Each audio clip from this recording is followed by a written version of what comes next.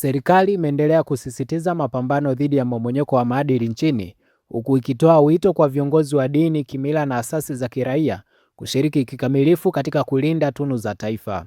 Akizungumza leo Aprili 29 katika eneo la Mtumba jijini Dodoma, wakati akizindua mkakati wa taifa wa kukabiliana na mmomonyoko wa maadili wa miaka 10, Waziri wa Habari, Utamaduni, Sanaa na Michezo Mheshimiwa Paul Makonda amesisitiza viongozi kuwa mstari wa mbele katika kukemea vitendo vinavyoharibu maadili ya jamii.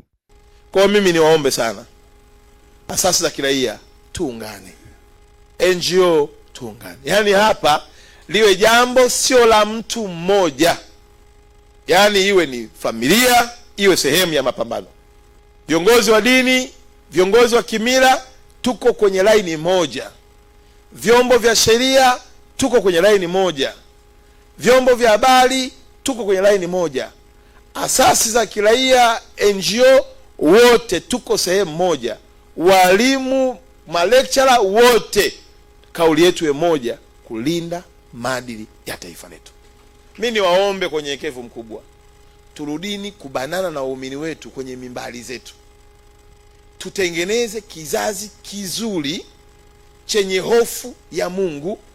Hii rushwa itaondoka yenyewe tu. Kauli hiyo inaendeleza msimamo wa serikali uliotolewa wiki mbili zilizopita na Waziri wa Mambo ya Ndani ya nchi, Mheshimiwa Patrobas Katambi, ambaye aliwataka viongozi wa dini kuungana katika kupambana na mmomonyoko wa maadili. Hakuna bomu baya kuliko silaha za kivita kama mmomonyoko wa maadili, kwa sababu bomu hili linaathiri kila kukicha.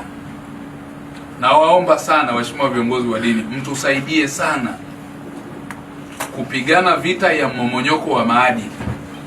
Mkakati wa taifa wa kukabiliana na mmomonyoko wa maadili wa miaka 10 unatarajiwa kuanza kutekelezwa kuanzia mwaka huu 2026 hadi 2036.